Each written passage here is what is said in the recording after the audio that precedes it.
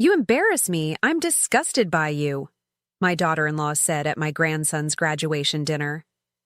I just smiled. I was waiting for this. I waved to a waiter and a video started playing on the TV. I made the shrew faint when. I'm glad to have you here. Follow my story until the end and comment the city you're watching from so I can see how far my story has reached. I've been married twice, buried one husband, and raised 3 children. At 67, I thought I'd seen every shade of human cruelty. I was wrong. The Riverside Country Club dining room buzzed with the kind of restrained excitement that only graduation dinners can bring. Crystal glasses clinked softly against fine china, and the low murmur of congratulatory conversations filled the elegant space. My grandson, Elliot, cap and gown exchanged for a sharp navy suit, sat at the head of our table beaming with the confidence of a young man who'd just conquered the world. Harvard Law School, full scholarship. The pride swelling in my chest felt almost too big for my ribs to contain. Grandma Thelma, did you see Professor Morrison's face when I gave my speech? Elliot leaned toward me, his eyes bright with excitement. I think I actually made him tear up. I reached over and squeezed his hand, feeling the calluses he'd earned from working construction summers to help pay his way. You've always had a gift with words, sweetheart. Your grandfather would have been so proud. That's when the temperature in the room seemed to drop. Oh, please. The voice cut through our moment like a blade through silk. Let's not pretend this is some fairy tale success story. All heads turned toward Esme, my daughter-in-law, who sat rigid in her chair with that particular smile she reserved for moments when she planned to draw blood. Her perfectly manicured fingers gripped her wine glass so tightly, I worried it might shatter. Esme, my son David warned quietly, but she was already past the point of restraint. She stood slowly, deliberately, her designer dress catching the chandelier light as she turned to face me. The conversations at nearby tables began to fade as people sensed the shift in our little corner of the room. You want to know what I really think about this whole charade? Her voice carried just enough to reach the adjacent tables, where familiar faces from our social circle turned with barely concealed curiosity. This woman, she pointed directly at me, has been playing the devoted grandmother act for years, but the truth is, she's nothing but an embarrassment. My stomach dropped, but I kept my face carefully neutral. I'd learned long ago not to give Esme the satisfaction of seeing me flinch. Mom, stop. David's voice held a note of desperation I'd heard too many times before, but Esme was just getting started. She took a step closer to my chair, her voice rising with each word. You want to know what your precious grandmother really is, Elliot? She's a fraud. A pathetic old woman who can't even dress appropriately for her own grandson's graduation dinner. I glanced down at my navy dress, conservative, well-tailored, appropriate for the occasion, but I knew this wasn't really about my clothes. You embarrass me, Esme continued, her voice now carrying to half the dining room. Every single time we're in public together, I have to pretend that you're not a complete social disaster. You say the wrong things. You dress like you shop at thrift stores. And you have no idea how to conduct yourself around people who matter. The silence that followed was deafening.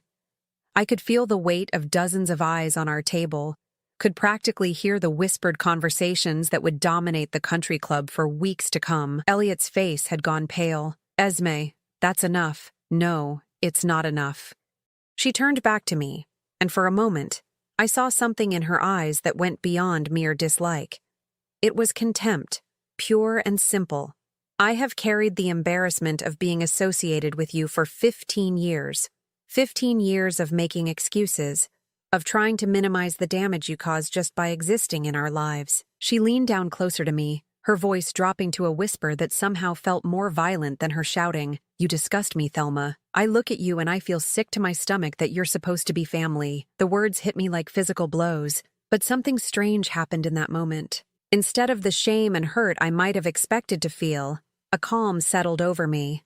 A peaceful, almost pleasant calm. I smiled. It wasn't a big smile, nothing dramatic or obvious. Just a small, satisfied curve of my lips that seemed to confuse Esme more than any tears or protests might have. I reached into my purse with steady hands and pulled out my phone. With deliberate movements, I caught the eye of Marcus, our usual waiter, and gave him a subtle nod. What are you doing? Esme demanded, some of her confidence wavering as she noticed my composure. I didn't answer. Instead, I watched as Marcus moved to the small control panel near the bar where the restaurant's ambient music system was managed. The soft jazz that had been playing faded out, replaced by the distinctive sound of a video beginning to play. The large flat-screen television mounted on the far wall, usually displaying the club's weekly events calendar, flickered to life with a different image entirely. Esme turned toward the screen, and I watched the color drain from her face like water flowing down a drain. "No," she whispered, but yes. There she was, crystal clear in high definition, sitting in what was clearly a lawyer's office. The timestamp showed a date from just 6 months ago. "So you want to completely sever all ties?" The lawyer's voice came through the restaurant's sound system with perfect clarity. "Completely," Esme replied on screen. "I don't want her to have any legal claim to contact or visitation. As far as I'm concerned, I never had a daughter." The blood left Esme's face so quickly I thought she might faint right there. She stumbled backward, gripping the edge of the table for support. "What is this?" David's voice was barely above a whisper. On screen, the conversation continued. "And you understand that this means she'll have no support system?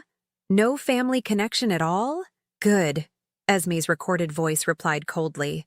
"Maybe that will finally teach her that actions have consequences." That's when Esme's knees gave out entirely. She collapsed into her chair with such force that it slid backward, and then she simply folded forward onto the table, unconscious. The dining room erupted in whispers and gasps, but I remained perfectly still, watching the video continue to play.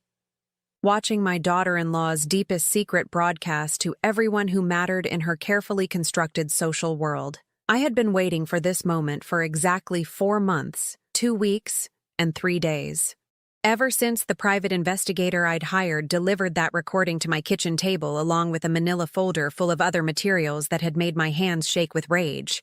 Tonight, finally, everyone would know what Esme really was. 4 months earlier, I was arranging flowers in my kitchen when the doorbell rang. I wasn't expecting anyone, but at my age, unexpected visitors usually meant either someone selling something I didn't need or a neighbor with gossip I probably didn't want to hear. The man at my door looked nothing like what I'd expected a private investigator would look like. Raymond Torres was in his 50s, wearing a simple gray suit that had seen better days, carrying a worn leather briefcase that suggested he'd been in this business for a long time. His handshake was firm but gentle, and his eyes held the kind of weariness that comes from seeing too much of humanity's darker side. "Mrs. Caldwell?" His voice was careful, professional. "I believe you're expecting me." I had hired him 3 weeks earlier after a conversation with my neighbor Dorothy that had planted a seed of suspicion I couldn't shake. She'd mentioned seeing Esme at a law office downtown, which seemed odd since Esme had never mentioned any legal matters to the family. Dorothy's cousin worked as a receptionist there, she'd said. "Family law practice. Please, come in." I led him to my kitchen table, the same table where I'd made the call to hire him, my hands trembling as I dialed the number I'd found online. Raymond set his briefcase on the table and opened it with practiced efficiency. "I have to tell you, Mrs. Caldwell, what I found was more extensive than what you originally asked me to investigate." My stomach tightened. I'd asked him to look into why Esme might be visiting a lawyer. I hadn't prepared myself for extensive. "Before I show you anything," he continued, pulling out a thick manila folder, "I need you to understand that once you see this, you can't unsee it. Sometimes ignorance really is bliss." I looked at the folder, then back at his weathered face. "Mr. Torres, I've been married twice, buried one husband, and survived raising 3 children largely on my own. I've learned that the truth, no matter how ugly, is always better than living with a beautiful lie." He nodded slowly and opened the folder. The first document was a legal petition dated 18 months earlier. As I read the header, my vision actually blurred for a moment. "Petition for termination of parental rights. Voluntary surrender." "She has another daughter," Raymond said quietly. "Madison Phillips. She's 23 now." My hands started shaking before I'd finished reading the first paragraph. Esme had voluntarily terminated her parental rights to a daughter from a previous relationship. Not because she was young and unprepared, not because of financial hardship. The petition clearly stated she was terminating her rights because she was moving forward with a new family unit and wished to avoid complications. "There's more," Raymond said, and I wasn't sure I could handle more. The next document was a report from a social worker. Madison had been 15 when Esme abandoned her, left in the care of an elderly grandmother who died just 2 years later. The girl had aged out of the foster system with no family support, no college fund, no safety net of any kind. "Where is she now?" My voice came out as barely a whisper. "Working 2 jobs in downtown Portland, trying to finish community college.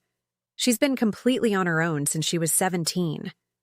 I stared at the photo Raymond handed me. Madison had Elliot's eyes, the same warm brown that came from my son David's side of the family.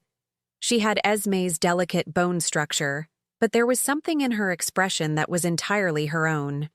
A wariness, a strength that spoke of someone who'd learned too young that the world could be a cold and unforgiving place.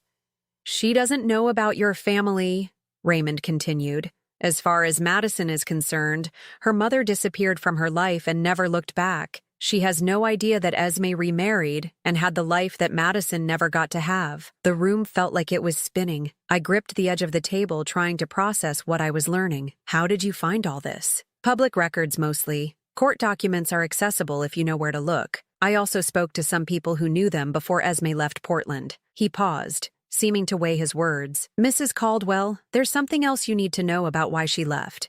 I wasn't sure I could take another revelation, but I nodded for him to continue. Madison was getting too old, too independent, starting to ask questions about her father, wanting to know more about her mother's past.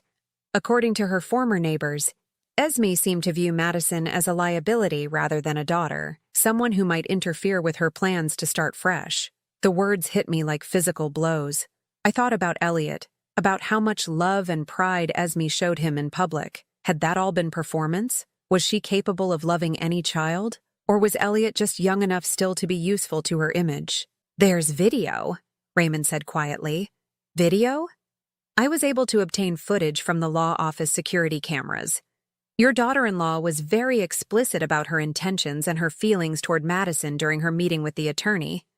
That's when he handed me the USB drive that would change everything. I watched it that night, alone in my living room with the curtains drawn and the door locked. Watching Esme sit in that lawyer's office and speak about her own daughter with such cold detachment made me physically ill. She talked about Madison like she was disposing of an unwanted piece of furniture, but it was more than just the abandonment that horrified me.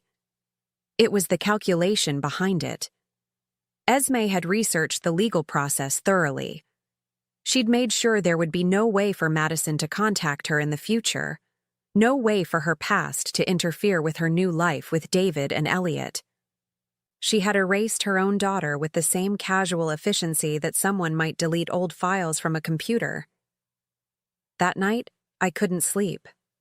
I kept thinking about Madison, working 2 jobs, putting herself through school with no family support. I thought about Elliot, the grandson Esme doted on so publicly, and wondered what would happen if he ever became inconvenient to her image. But mostly, I thought about my son David, who had no idea he'd married a woman capable of abandoning her own child. I knew I had to do something. But what? How do you tell your son that his wife is not who she pretends to be? How do you explain that the woman he loves discarded her own daughter like trash? More importantly, how do you make sure it never happens again? That's when I started planning.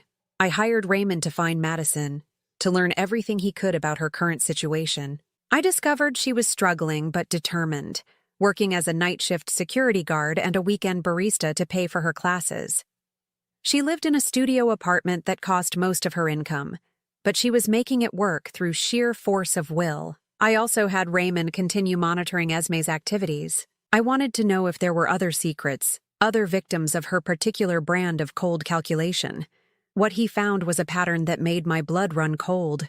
Esme had done this before, not abandoned children. Madison was her only child before David, but she had systematically isolated herself from anyone who knew her past, anyone who might contradict the image she wanted to project. Former friends, distant relatives, even her own mother, all cut off without explanation once they were no longer useful to her carefully constructed persona. My daughter-in-law was not just selfish or self-centered, she was a predator who specialized in emotional manipulation, and my family was her current hunting ground. I spent weeks agonizing over what to do with this information. Should I tell David immediately? Should I contact Madison? Should I confront Esme directly? But then I remembered something my first husband used to say. The best way to catch a liar is to let them keep talking. So I waited. I watched. I documented. And I started planning for the day when Esme would finally reveal her true nature to everyone who mattered. I didn't have to wait long. The video continued playing as Esme lay unconscious, her head resting on the white tablecloth like she'd simply decided to take a nap in the middle of her own destruction. The restaurant staff had moved quickly to clear the nearby tables, but not quickly enough to prevent half the country club from witnessing my daughter-in-law's most carefully guarded secret. On screen, Esme's voice continued, with that same cold detachment I'd heard when Raymond first played this recording for me. I don't want her to be able to find me. Ever. As far as the world is concerned, Madison Phillips is not my daughter. David sat frozen in his chair, staring at the screen like he was watching a foreign film without subtitles. His face had gone through several color changes in the past few minutes, from confusion to shock to something approaching horror. Dad? Elliot's voice was small, uncertain. Who is Madison Phillips? Before David could answer, Esme's eyes fluttered open. She lifted her head slowly, mascara smudged beneath her eyes, looking around the dining room like she couldn't quite remember where she was. Then her gaze landed on the television screen, and reality crashed back into her face like a physical blow. Turn it off, she whispered, then louder, more frantic. Turn it off. She struggled to her feet, swaying slightly, and lunged toward the television controls. But Marcus, our waiter, stepped smoothly between her and the screen. He looked to me, and I gave him the slightest shake of my head. Please. Esme turned to face our table, her perfectly styled hair now disheveled, her designer dress wrinkled from her collapse. This is all. This is out of context. You don't understand. Then explain it to us. My voice was calm, steady, the voice of someone who'd had months to prepare for this moment. Who is Madison Phillips, Esme? Oh, the question hung in the air like smoke. Around us, I could feel the weight of dozens of conversations that had stopped mid-sentence, the electricity of social drama that would be dissected in living rooms across the city for months to come. Esme's voice cracked. She looked desperately at David, searching his face for some sign that he might still be on her side. She's my daughter from before I met your father. Your daughter. David's voice was flat, emotionless. You have a daughter. Had, Esme corrected quickly. I had a daughter. It was a long time ago, before you and I got together. It was complicated, David. You don't understand what my life was like then. On screen, the lawyer's voice continued the conversation we were all hearing for the first time. And you're certain you want to include the clause preventing any future contact? This is quite permanent, Ms. Phillips. Completely certain, Esme's recorded voice replied. I want a clean slate. No complications from my past. Elliot pushed his chair back from the table. How old was she? When you did this? Esme's eyes darted between her son and her husband. She was 15, but you have to understand. 15? The word exploded from David like he'd been punched in the stomach. You abandoned a 15-year-old? I didn't abandon her. Esme's voice rose defensively. She had her grandmother. She had a support system. I couldn't handle being a mother at that point in my life. I watched this exchange with the detached fascination of someone observing a carefully planned experiment. For months, I'd wondered how Esme would explain herself when confronted with the truth. I'd imagined various scenarios, different excuses she might use. I hadn't expected her to be quite this clumsy about it. But you could handle being a mother to me. Elliot's voice was quiet, but there was an edge to it I'd never heard before. What made me different? The question clearly caught Esme off guard. She opened and closed her mouth several times before managing, That's different. You're different. How? You just are. Her voice was getting higher, more frantic. Elliot, you have to understand. I was young when I had Madison. I wasn't ready, but when I met your father, when we had you, I was in a completely different place in my life. I decided it was time to speak up. Actually, Esme, according to the court documents, you were 28 when you signed away your rights to Madison. Hardly a child yourself. The silence that followed my words was so complete I could hear the kitchen staff clattering dishes in the back of the restaurant. David turned to look at me for the first time since the video began. You knew about this? I found out 4 months ago. I met his gaze steadily. I hired a private investigator after I saw Esme coming out of a law office downtown. I wanted to know what she was hiding. You had me investigated? Esme's voice pitched higher. You violated my privacy? You had no right. I had every right. My voice cut through her protests like a blade. You married my son. You became part of my family. And something about you never felt right. The video on screen was reaching its conclusion, but the lawyer's final question hung in the air like a judgment. And what should we do if Madison Phillips ever tries to contact you in the future? Esme's recorded voice was crystal clear in her response. Tell her I'm dead. The gasp that went up from the nearby tables was audible. Even some of the restaurant staff stopped what they were doing to stare at our table. Elliot's face had gone completely pale. You wanted her to think you were dead? It was kinder that way, Esme said desperately. Don't you see? It was better for her to have a clean break, to be able to move on without wondering why I left. This way, she could grieve and heal instead of spending her life hoping I'd come back. That's the most selfish thing I've ever heard, David said quietly. Selfish? Esme whirled on him. I was trying to protect her. I was trying to do what was best for everyone. No, I said, my voice cutting through her hysteria with quiet authority. You were trying to protect yourself. You wanted to start fresh with David and Elliot, and Madison was an inconvenience. That's not true. Then where is she now, Esme? I pulled out my phone and showed her the screen, where I'd pulled up a recent photo Raymond had taken of Madison leaving her night job. Where is this daughter you were supposedly protecting? Esme stared at the photo, and for a moment, something that might have been genuine emotion flickered across her face. Madison looked tired in the picture, wearing a security guard uniform, walking to her car in an empty parking lot at 3 a.m. Esme's voice faltered. She's working 2 jobs to put herself through community college, I continued. She lives in a studio apartment that costs 3/4 of her income. She has no family, no support system, no safety net of any kind, because her mother decided she was an inconvenience. The room was so quiet I could hear my own heartbeat.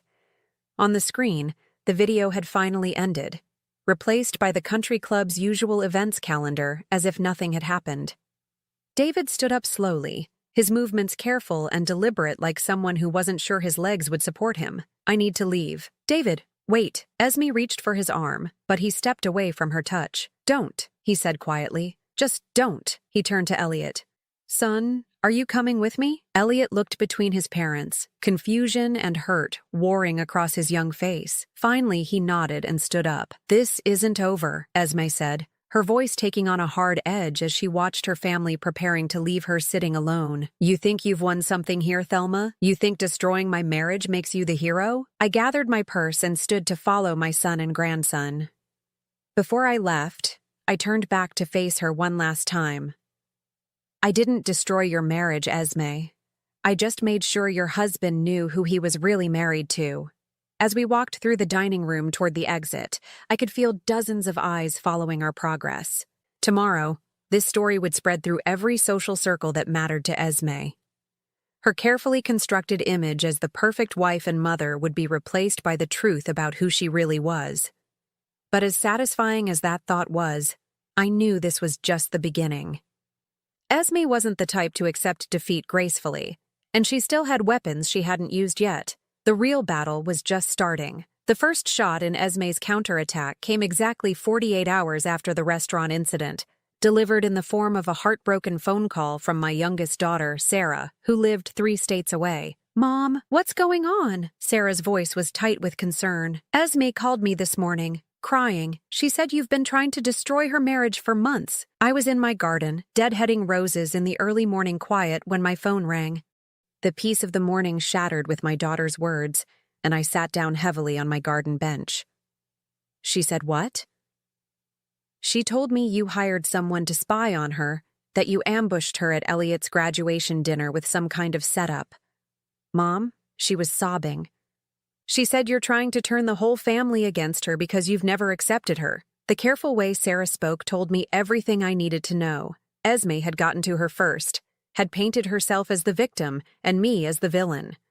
I could practically hear the script my daughter-in-law had used, probably the same one she was spreading to anyone who would listen. "Sarah, there's more to this story than what Esme told you. I know you two have never gotten along perfectly, but Mom, she said you violated her privacy. She said you had her followed." There was a pause, and when Sarah spoke again, her voice was smaller. "Did you really do that?" I closed my eyes, feeling the weight of having to defend actions that shouldn't need defending. "Yes, I did, but not for the reasons she told you." "Then why?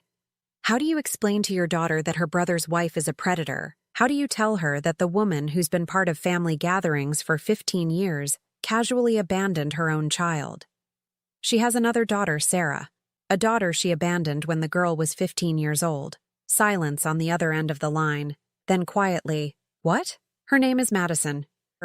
She's 23 now, working 2 jobs to put herself through community college with no family support, because Esme legally severed all ties with her. She made sure Madison could never contact her again." Another long pause. "Are you sure? I have court documents, video recordings, everything." "Ours." But even as I said it, I could hear the doubt creeping into Sarah's voice. "Mom, that seems extreme, even for someone you don't like. Are you sure you're not misunderstanding something?" And there it was. The seed Esme had planted was already taking root. My own daughter was questioning my judgment, my motives, my version of events. This was how Esme operated. I'd learned that much from Raymond's investigation. She didn't just abandon people, she systematically destroyed their credibility first, making sure that when the truth came out, it would be dismissed as the vindictive lies of someone with an agenda. After I hung up with Sarah, I sat in my garden for a long time, watching the sun climb higher in the sky and thinking about warfare. Most people think battles are won with dramatic gestures, big moments of triumph. But Esme understood something more sophisticated. She knew that the most effective way to win a war was to make your enemy defeat themselves. By the time my neighbor Dorothy came by for our usual afternoon tea, I'd received similar calls from 2 cousins, David's sister Michelle, and even Elliot's girlfriend Jennifer. All of them had heard some version of the same story. Poor Esme, victimized by a bitter mother-in-law who couldn't accept that her son had found happiness.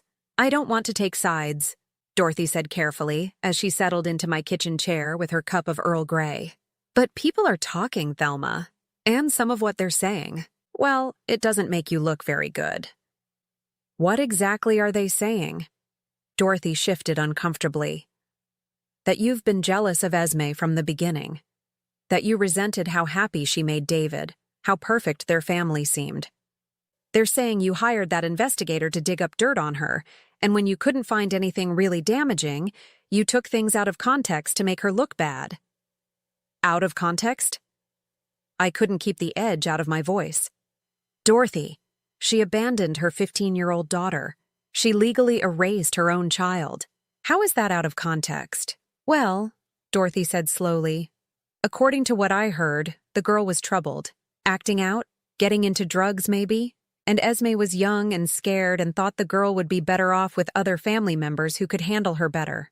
I stared at my oldest friend, watching her repeat Esme's lies with the conviction of someone who wanted to believe them. "Where did you hear that version?" "Esme called me yesterday. She was so upset, Thelma. She said she'd been planning to tell David about Madison when the time was right, but you forced her hand by making it public. She said the whole situation was more complicated than it looked." Of course, Esme had called Dorothy. She was working her way through my entire support system, rewriting history conversation by conversation. Did she mention that Madison has been completely on her own since she was 17? that she aged out of foster care with no family support. Dorothy frowned. She said the girl chose to cut contact with the family, that Madison was angry about the custody arrangement and refused to maintain relationships. Lies wrapped in just enough plausible detail to sound credible. Esme had clearly spent the last 2 days crafting a narrative that transformed her from predator to victim, from abandoner to abandoned. The really masterful part was how she'd positioned my investigation as the real betrayal. By focusing on my violation of privacy rather than what that investigation had uncovered, she'd made me the villain in my own story. That evening, David called. "Mom, we need to talk." His voice was careful, controlled in a way that made my stomach clench. This wasn't the voice of a son calling his mother. This was the voice of someone who'd been convinced he needed to manage a difficult situation. "Of course, sweetheart. Do you want to come over for dinner?" "Actually, I think it would be better if we met somewhere neutral. How about that coffee shop on Elm Street? Tomorrow at 2? Neutral, as if I were some kind of threat that needed to be contained in a public space. The next afternoon, I arrived at the coffee shop 15 minutes early and chose a table in the back corner where we could talk privately.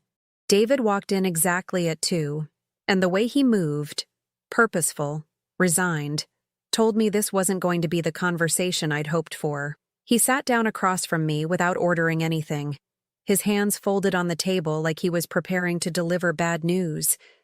"Mom, I've been doing a lot of thinking since graduation night." I imagine you have. The thing is, what you did, having Esme investigated, ambushing her in public like that, it wasn't right. No matter what you found out, that wasn't the way to handle it. I felt something cold settle in my chest. And what would have been the right way, David? You should have come to me privately. We could have talked about it as a family, worked through whatever issues you had with my wife. Issues I had? I repeated carefully. David, this isn't about me not liking Esme. This is about her abandoning her own child. According to Esme, the situation with Madison was more complicated than what you saw in that video. She said she was trying to do what was best for a troubled teenager, and that you deliberately took her words out of context to make her look as bad as possible. There it was, the rewritten history, delivered by my own son with the earnest conviction of someone who desperately wanted to believe it. Did she also tell you that Madison has been working 2 jobs to survive? That she has no family support system at all? David's jaw tightened. She told me that Madison chose to cut off contact with the family, that she was angry about the custody situation and refused to accept help. And you believe that? I believe my wife, he said firmly.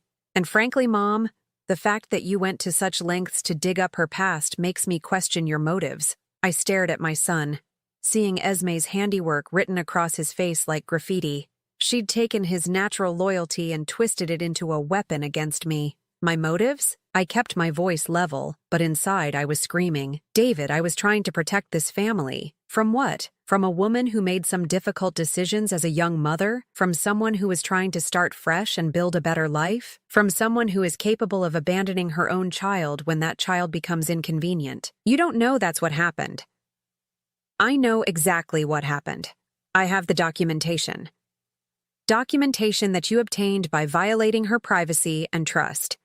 David leaned forward, his voice taking on an edge I'd rarely heard directed at me. Mom, I need you to understand something. Esme is my wife. She's the mother of my son. And what you did to her was cruel and vindictive. The words hit me like physical blows. My own son, the child I'd raised and sacrificed for, was defending the woman who'd erased her own daughter from existence. So, what happens now? I asked quietly. Now we all try to move forward. Esme has agreed to consider family counseling, to work through the issues that led to this situation. But she needs to know that she's safe from future attacks. Attacks? She's afraid of you, Mom. She's afraid of what else you might try to do to hurt her. I almost laughed at the absurdity of it. Esme, afraid of me. The woman who'd systematically destroyed a teenage girl's life was afraid of a 67-year-old grandmother who'd simply exposed the truth. And what about Madison? I asked. David's expression softened slightly. If what you say about her situation is true, then maybe we can find a way to help her. But that's something Esme and I need to decide together, as a family. As a family, the phrase stung because it made clear exactly where I stood in this new dynamic. I was no longer part of the inner circle. I was now an outsider, whose opinion might be consulted but whose judgment was no longer trusted. As David left that coffee shop, I realized that Esme had won the first round of this war more decisively than I'd imagined possible. She hadn't just survived my revelation. She'd used it to isolate me from my own family. But what she didn't understand was that I'd been fighting battles longer than she'd been alive, and I wasn't nearly finished yet. 2 weeks after my devastating coffee shop conversation with David, I was in my kitchen making dinner for one when the doorbell rang. It was nearly 7 in the evening, and I wasn't expecting anyone. Since the graduation dinner incident, my social calendar had become notably lighter, as people in my circle tried to navigate the awkward waters of choosing sides in a family drama they didn't fully understand. When I opened the door, I found myself face to face with a young woman who took my breath away. She had David's eyes and Esme's delicate bone structure, but there was something in her expression that was entirely her own, a quiet strength mixed with nervous determination. "Mrs. Caldwell? My name is Madison Phillips. I think we need to talk." My legs nearly gave out. After months of investigating her life from a distance, seeing her standing on my doorstep felt surreal, like a character from a book had stepped into reality. "Madison." I gripped the doorframe to steady myself. "How did you find me?" "It wasn't easy." She shifted a worn backpack on her shoulder.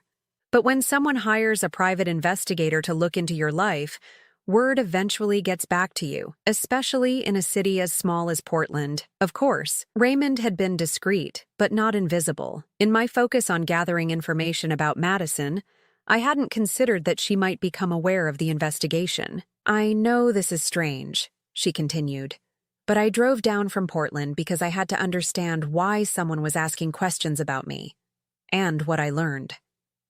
She paused, her voice catching slightly. "What I learned changed everything I thought I knew about my life." I stepped aside to let her in, my mind racing. "Please, come in.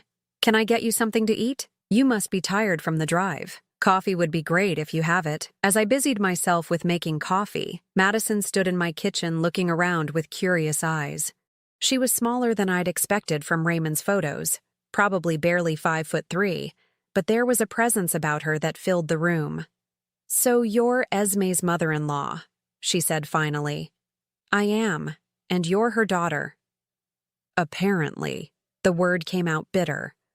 Though I spent the last 8 years believing she was dead. I nearly dropped the coffee pot. "What?" Madison sat down at my kitchen table, the same table where Raymond had first shown me the documents that exposed Esme's lies. "When I aged out of foster care, I tried to find her. I hired a cheap investigator with money I'd saved from my first job. He came back and told me my mother had died in a car accident 2 years earlier." The coffee maker gurgled in the silence that followed her words. I felt like I was drowning in the enormity of what she was telling me. "He showed me a death certificate and everything," Madison continued. "Said he'd tracked down her last known address and found records of her death. I grieved for her, Mrs. Caldwell. I spent 3 years going to therapy to work through my feelings about losing a mother I'd barely known. But she wasn't dead. No, she was here, playing happy family with your son and grandson while I was working night shifts to pay for community college classes." Madison's voice was steady, but I could see her hands trembling slightly around her coffee cup. "Do you know what it's like to find out that your mother not only abandoned you, but paid someone to make you believe she was dead?" The room spun slightly as the full scope of Esme's cruelty hit me. It wasn't enough for her to abandon Madison. She'd had to make sure the girl could never find her, never disrupt her new life. "How did you find out the truth?" "Your investigator was good, but not perfect. When he started asking questions in Portland, it got back to the woman who used to clean my grandmother's house. She remembered me, remembered my situation. She also remembered that my mother had paid her to spread the story about the car accident if anyone ever came looking." I sat down heavily across from Madison, feeling physically sick. She paid someone to fake her own death? A few $100s to make sure her past stayed buried. Madison's laugh was hollow. Cheaper than child support, I guess. "Madison, I'm so sorry. I had no idea she'd gone that far. It's not your fault. Madison studied my face carefully. But I need to understand why you were investigating me. What does my mother's abandoned daughter have to do with your family? So I told her everything.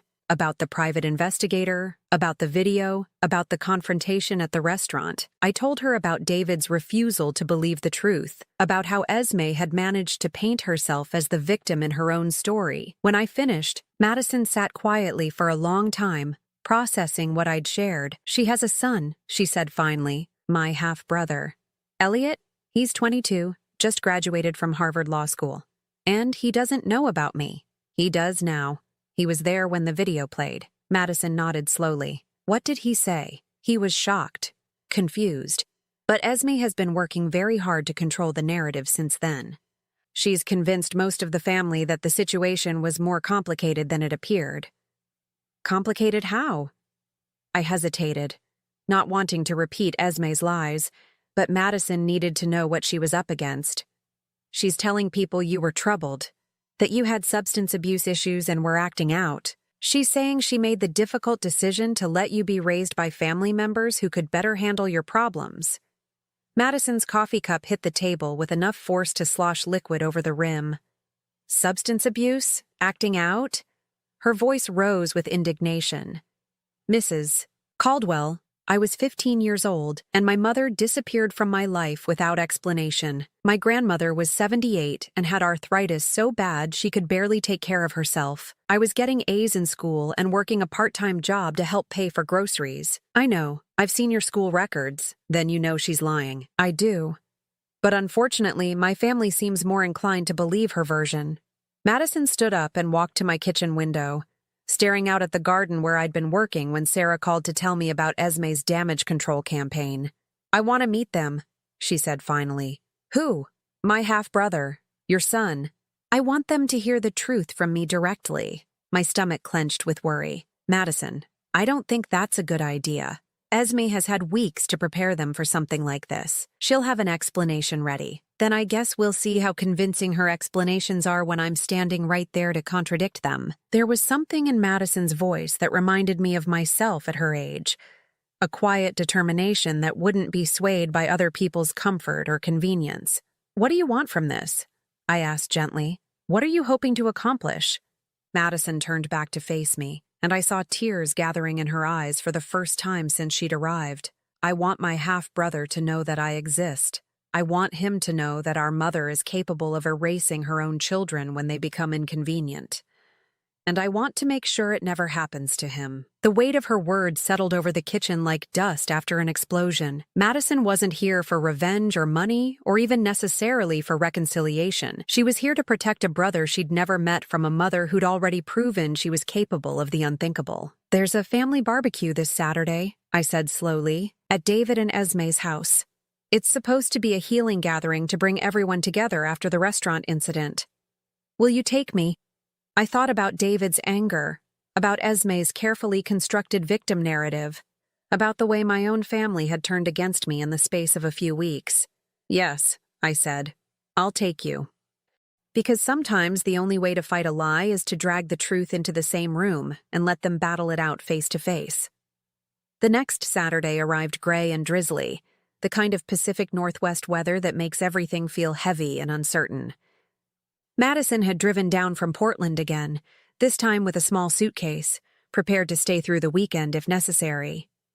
We sat in my car outside David's house for several minutes, watching through the windows as my family moved around inside, preparing for their healing gathering. Are you ready for this? I asked Madison. She smoothed down her simple blue dress, the kind of outfit someone wears when they want to look respectable but can't afford anything fancy.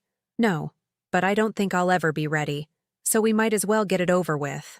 I knocked on the front door instead of using my key, a small acknowledgement that my status in this house had changed. When David opened the door, his face went through a series of expressions: surprise, confusion, and finally a carefully controlled neutrality. Mom, I wasn't sure you were coming. I brought someone I'd like you to meet, I said, stepping aside so he could see Madison clearly. David's eyes widened as he took in her familiar features. Even someone determined to disbelieve the truth couldn't miss the family resemblance. "This is Madison Phillips," I said clearly. "Your stepdaughter." For a moment, David just stood there, mouth slightly open, staring at the young woman on his doorstep, who shared his son's eyes and his wife's bone structure. "Hello," Madison said simply. "I've been looking forward to meeting you." From somewhere behind David, I heard a glass shatter against the kitchen floor, followed by Esme's voice calling out in false cheerfulness. "David? Who's at the door?" "I think," Madison said quietly, "it's time for a real family reunion."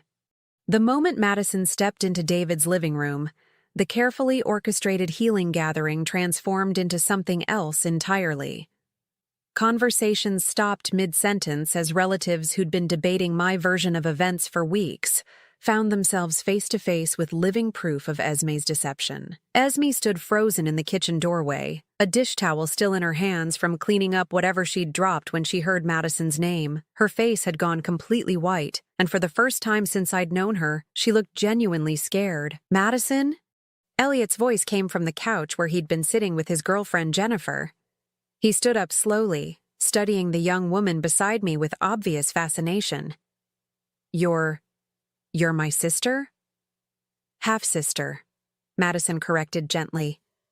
But yes, the resemblance between them was unmistakable now that they were in the same room. Both had inherited David's warm brown eyes and expressive eyebrows, though Madison's were more defined from years of careful grooming on a tight budget. "I don't understand," David said, his voice strained.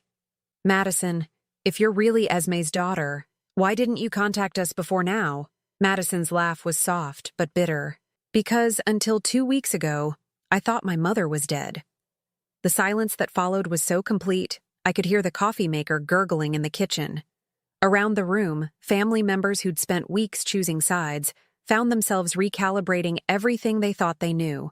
"That's not possible," Esme finally managed, her voice high and thin. "Madison, sweetheart, you know that's not true.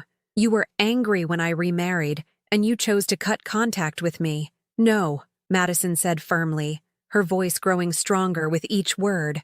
"I was 15 years old when you signed papers terminating your parental rights. I was 17 when I aged out of foster care with no family support, and I was 20 when I hired an investigator to find you, only to be told you'd died in a car accident." She pulled a folder from her backpack and handed it to David. "These are copies of all the documents.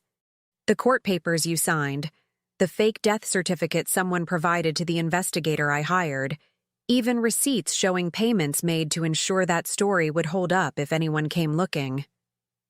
David's hand shook as he opened the folder. I watched his face change as he read through the evidence of his wife's systematic deception. "You paid someone to fake your own death?" His voice was barely above a whisper. "David, you have to understand," Esme said desperately, moving toward him with her hands outstretched. "The situation was complicated.